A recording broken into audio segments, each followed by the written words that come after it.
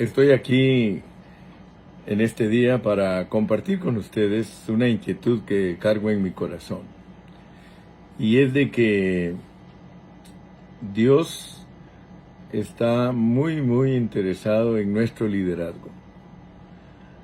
En este mundo hay liderazgo secular y hay liderazgo espiritual. El mundo tiene un liderazgo el cual todos nosotros conocemos cómo funcionan los líderes de este mundo, los presidentes, los reyes. Y no nos interesa tanto hablar del liderazgo de ellos, porque nosotros somos líderes del Señor, somos pastores del Señor, somos siervos del Señor. Nosotros tenemos un llamado. Y para hablarles de esto voy a tomar como base dos versículos. El primero que quiero tomar es el Salmo 127:1. En ese Salmo, en el versículo 1 dice: si Jehová no edifica la casa, si Jehová no edificare la casa, en vano trabajan los que la edifican. Si Jehová no guardare la ciudad, en vano vela la guardia. Primeramente, todos nosotros como siervos de Dios tenemos que honrar esa palabra, de que el trabajo que Dios nos ha mandado hacer a nosotros es ser colaboradores de Dios, porque es Dios el que edifica la casa, es Dios el que edifica la iglesia, y nosotros solo somos sus colaboradores. Pero puede ser que nosotros, en vez de colaborar con Dios para que Él edifique su casa, nosotros nos convirtamos en estorbos. ¿Por qué le digo que un siervo de Dios se puede convertir en estorbo? Porque si el siervo de Dios no colabora con Dios para que Dios edifique la casa, entonces el siervo de Dios va a resultar desarrollando un liderazgo que no toca el propósito divino.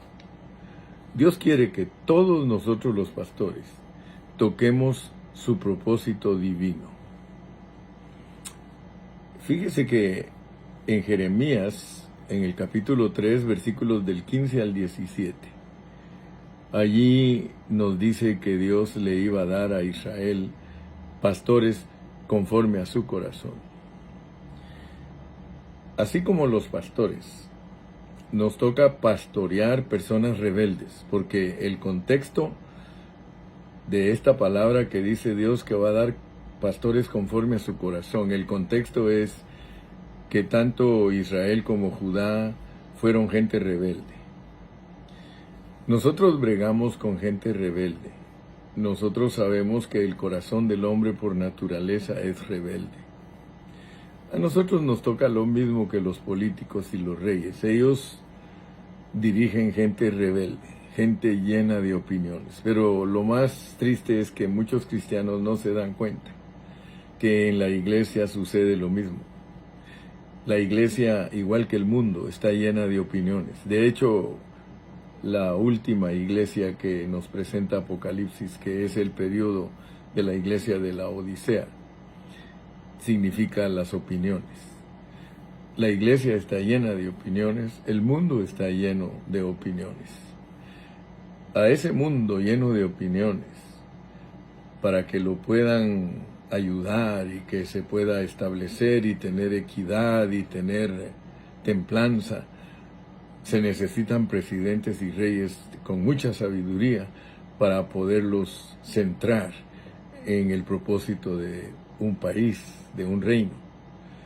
Pues en el lado de nosotros los cristianos, los pastores bregamos con gente rebelde, con gente que tiene problemas de opiniones y todo, y si nosotros no tenemos la sabiduría necesaria, como los presidentes, si ellos no tienen sabiduría, ellos nunca van a llevar a ese pueblo a vivir una vida que sea aceptable, pues que los países tengan aceptabilidad, o sea que un país que diga a la gente, bueno, este país es bonito, este país tiene justicia, este país honra a los buenos y a los malos los tiene controlados y presos, porque así tiene que funcionar ese asunto.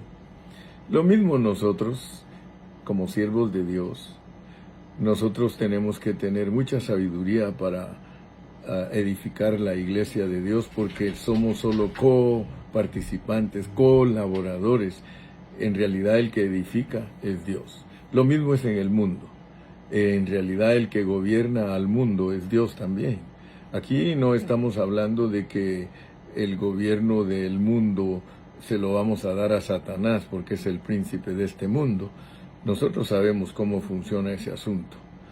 En el mundo el que manda es Dios.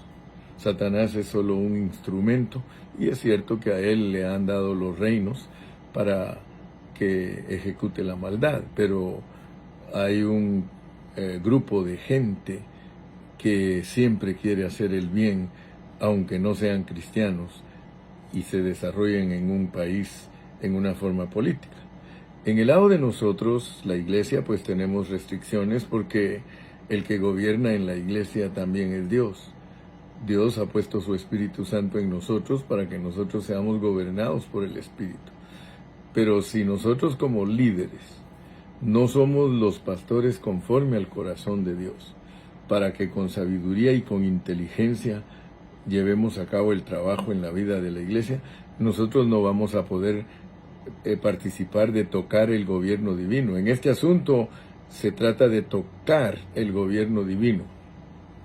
Dios puede honrar a un rey si gobierna bien un país, claro que sí.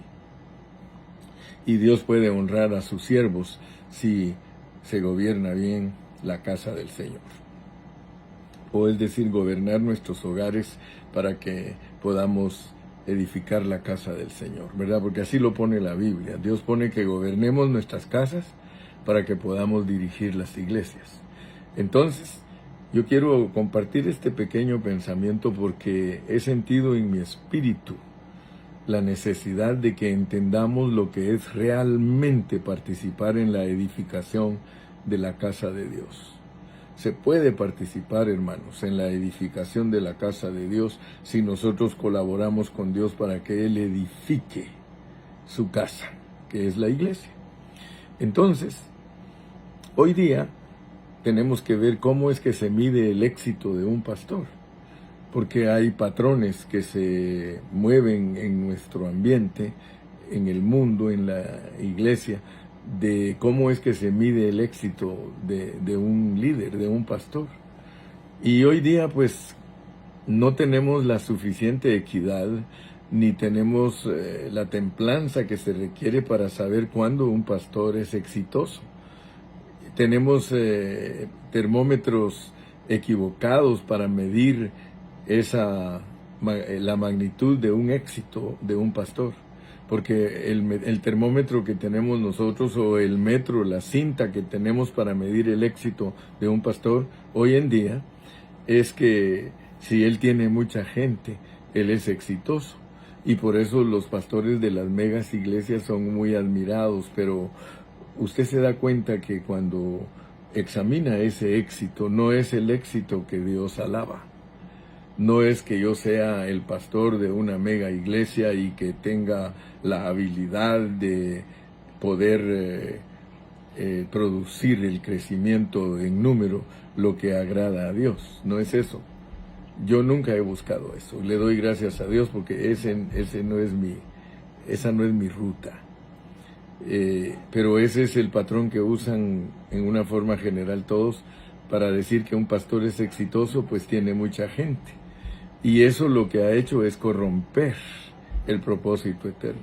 De hecho, en las parábolas negativas que Dios nos muestra en el Evangelio, nos muestra que el árbol que creció mucho fue refugio de aves, y no tenemos que ser ni teólogos ni muy sabios para interpretar, porque la Biblia misma interpreta que las aves son demonios. Entonces, cuando un árbol crece demasiado, se vuelve guarida de demonios. Pero esa es la mentalidad de muchos líderes, ser emperadores, tener control sobre muchas congregaciones. Hermano, yo le ruego a Dios que nos ayude para no caer nosotros en esos lazos. son lazos que nos mantienen presos y nos eliminan del propósito eterno. El problema es de que cuando las iglesias, o cuando nos empeñamos en hacer crecer las iglesias en número, que es lo que está de moda, y que siempre ha estado de moda, nos pone al nivel de los políticos. Los políticos tienen una bandera y ¿sabe cuál es? Ellos presentan sus planes. De hecho, un presidente en el mundo es exitoso si cumple los planes, lo que promete, porque para poder ganarse el voto de la gente, ellos tienen que prometer cosas que se congracien con la gente, que la gente diga, yo sí quiero esto. Usted sabe que la mayoría de gente está clamando por la superación de su país, por la estabilidad económica, por la seguridad, por la economía, por la salud, por la educación, por la infraestructura. Toda la gente está buscando quién es el que tiene la mejor propuesta y los mejores valores, muchas veces espirituales. Y por eso llevan a la población al punto de que ya no eligen a una persona porque les caiga bien, sino por la bandera con que se presenta. Porque dicen, no, pues no simpatizo con este candidato, pero debido a que entre los peores es la mejor opción, voy a votar por este. Y eso es política. Pero el problema es que la iglesia ha tomado el mismo rumbo. La iglesia también tiene una bandera que se identifica con la gente para ofrecerles cosas que muchas veces no son la verdadera opción de Dios. Entonces nosotros tenemos que tener cuidado porque siempre usamos una bandera para nuestro objetivo. Y a veces ni sabemos explicar lo que nuestra bandera dice, pero ahí la llevamos. Entonces, la razón por la cual sentí en mi corazón el deseo de compartir este pequeño mensaje, este mini mensaje, es de que como pastores del Señor, como siervos de Dios, tenemos que dejarnos usar por Dios para tocar su propósito. Y no importa si no pastoreamos mega iglesias. De hecho, el Señor Jesús hubiese sido un hombre fracasado porque Él nunca levantó una mega iglesia. Él siempre se dedicó a enseñarles a sus 12 discípulos. Y luego dice que después de esos 12 vinieron muchas personas, vinieron miles de personas por medio de la preparación de esos 12, pero el patrón siguió siendo el mismo, que Jehová añadiría a su cuerpo todos los que habrían de ser salvos. Entonces empeñémonos pues como líderes a tocar el propósito de Dios. Si solo 10, 15, 20, 30, 40, 100 hermanos Dios te ha puesto a cuidar, procura con diligencia presentarte a Dios como un obrero aprobado que no tiene de qué avergonzarse, sino que toca el propósito de Dios. El propósito de Dios es muy claro cuando nosotros nos dedicamos a estudiar la palabra. El propósito de Dios es que Dios está edificando su iglesia y que el ruido de los martillos, el ruido de las herramientas no se oye. Cuando edificaron el templo, dice que los martillos no se escucharon. Prueba de ello es que muchos creen que el templo era un templo prefabricado, o sea que hicieron todas las piezas y después sin ruido fueron uniendo todas las piezas. Y esa es una tipología para nosotros como iglesia contemporánea, como iglesia moderna, que nuestro trabajo no es el de hacer tanto ruido. Yo le quiero dar gracias a Dios, porque Dios me ha ayudado para que nosotros mantengamos nuestro ministerio sin hacer propaganda. Y ustedes saben que prueba de ello es que yo solo predico en Facebook. Algunos hermanos me han puesto y compartido en YouTube, en Spotify, en podcast, pero sin necesidad de usar el brazo de carne. Esto de Dios, hermano, no se trata de usar el brazo de carne para hacerlo crecer. produce, mi amado líder, mi amado anciano, mi amado siervo, mi amado pastor, produce con tu ministerio el producto de Dios. El producto de Dios es orgánico, no es efervescente, no es como hongo que de la noche a la mañana. Yo a veces veo anuncios que me mandan y me dicen, usted es pastor, nosotros le garantizamos por medio de los programas que tenemos que usted en 3 meses dobla el número de congregación. No, mis amados, la congregación crece orgánicamente. Nosotros lo único que tenemos que hacer es colaborar con Dios para que esos 5 ministerios que nos presenta el apóstol Pablo en Efesios capítulo 4 se desarrollen.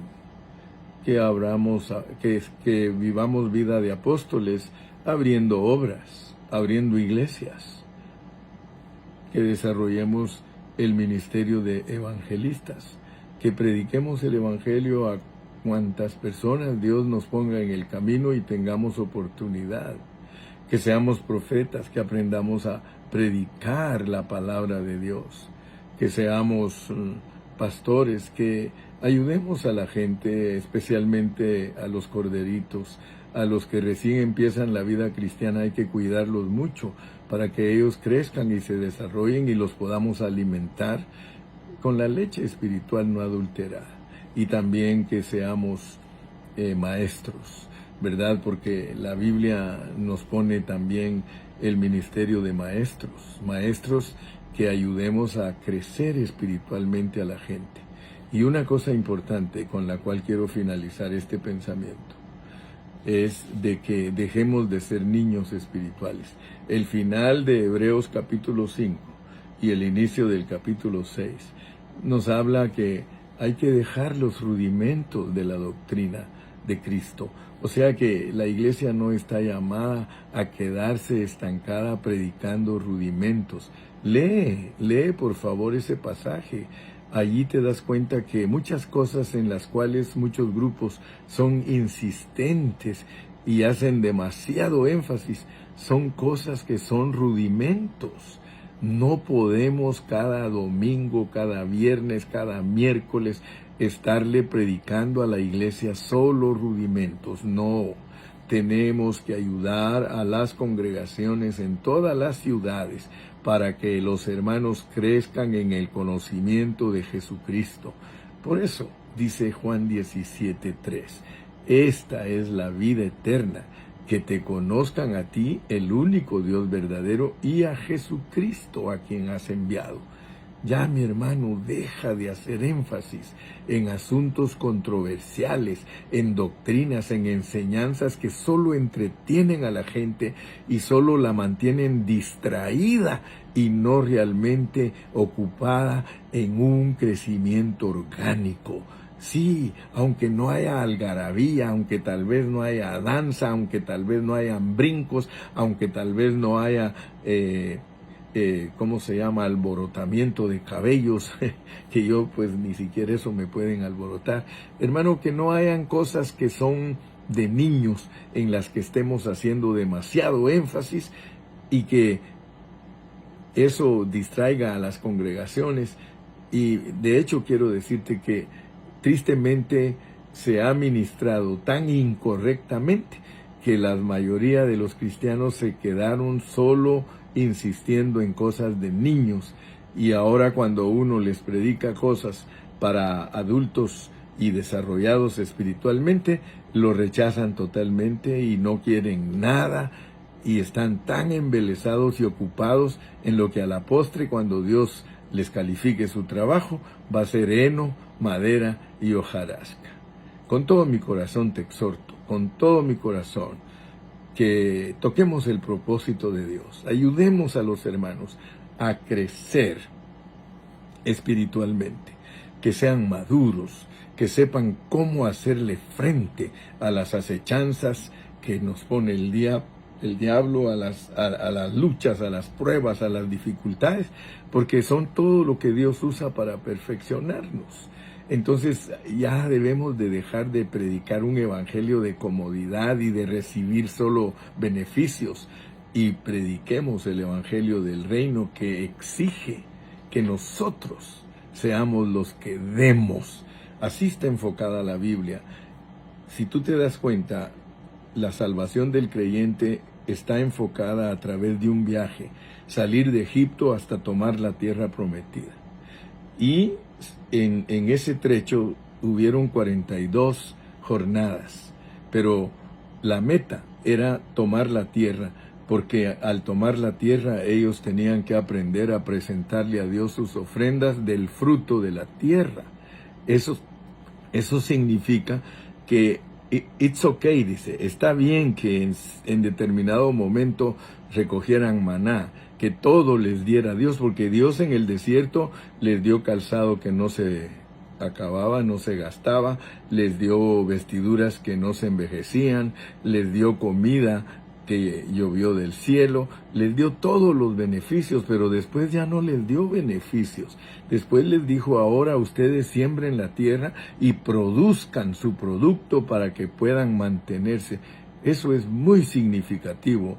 Está bien que pastoreemos niños hasta cierta edad, espiritualmente hablando, pero luego llega una etapa en la que tenemos que enseñarles a que ellos tienen que dar, y no estoy hablando de dinero, estoy hablando de dar una ofrenda de una vida madura a Dios. Amén. Que Dios te bendiga y ora siempre por el hermano Carrillo. Te lo ruego. Amén.